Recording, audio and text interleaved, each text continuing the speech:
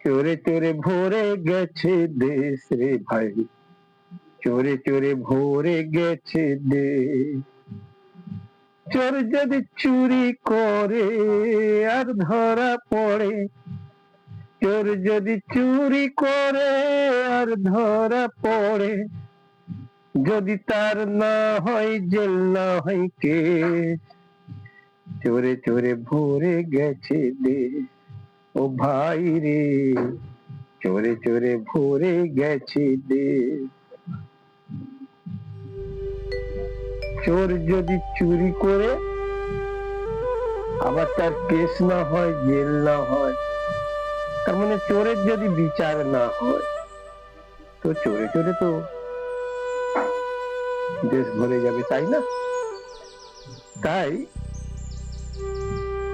আমাদের স্বয়ং শ্রীকৃষ্ণ ভগবান তিনিও মাখন ননি চুরি করতেন বলে তার নাম হয়েছে ননি চোরা। সত্যি বড় অদ্ভুত,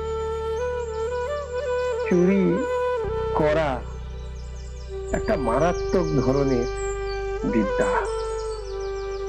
চুরি বিদ্যা বড় বিদ্যা, যদি না পড়ো ঝরা, যদি না পড়ো ধরা।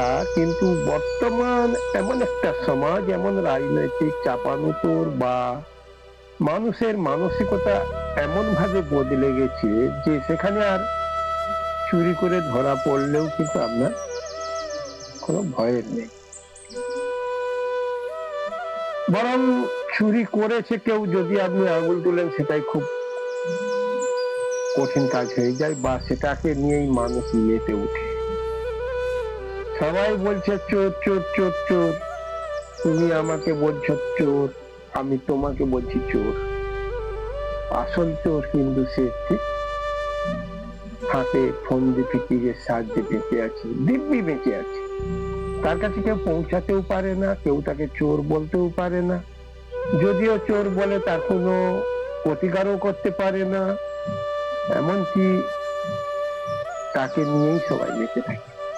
বড় অদ্ভুত একটা ব্যাপার। যাকে আপনারা শুনছেন চোরের কাহিনী, চোর, এই চুরি বিদ্যা, এই চুরি করা মহাপাপ, এটাও যেমন আমরা শুনি। আসলে চুরি করা যদি মহাপাপ হতো, তাহলে চোরেরাই বা সবসময় এত বেশি রকমের প্রচারের আওতায় চলে আসে কি করে? তাহলে চোরের প্রচার যত বেশি হবে, চোরের যত নাম হবে, তাদের নাম যত মানুষের কাছে ছড়িয়ে পড়বে, তত চোরকে ব্যবহার করার সুযোগ মানুষের মধ্যেও বেড়ে যাবে। যেমন ধরুন, আপনি যদি মনে করেন যে আপনার জীবনে কিছু নাই, কিছু নাই, কিছু নাই, তাহলে আপনার চুরিরও কোনো ভয় নাই। কিন্তু যার যত বেশি কিছু থাকবে, তার তত বেশি চুরির ভয় থাকবে। এই চুরির ভয় কিন্তু তাকে সবসময় তাড়িয়ে বেড়াবে। তাই চোর থেকে সাবধান হওয়ার কোনো দরকার নেই, কারণ চোর চুরি করবে, এটা হচ্ছে চোরের যেমন ধর্ম। আবার আপনি যেমন আপনার সম্পদ সৃষ্টি করবেন বা তৈরি করবেন, সেই সম্পদ রক্ষা করাটাও আপনার ধর্ম। তাই চোর চুরি করবে, আপনি আপনার সম্পদ রক্ষা করবেন, এটা হচ্ছে খুব স্বাভাবিক নিয়ম। কিন্তু চোর থাকবে না এমনটি হয় না। এমন কোনো দেশ নেই যে দেশে চোর নেই। বরং যারা বলে তাদের দেশে চোর নেই, বরং তাদের দেশে চোর আরো বেশি। যেমন ধরুন, আমরা যদি বর্তমানে এই চোর চোর করে দেখুন, প্রত্যেকটি রাজনৈতিক যারা ব্যক্তিবর্গ আছেন, তারা একে অপরকে চোর বলছে।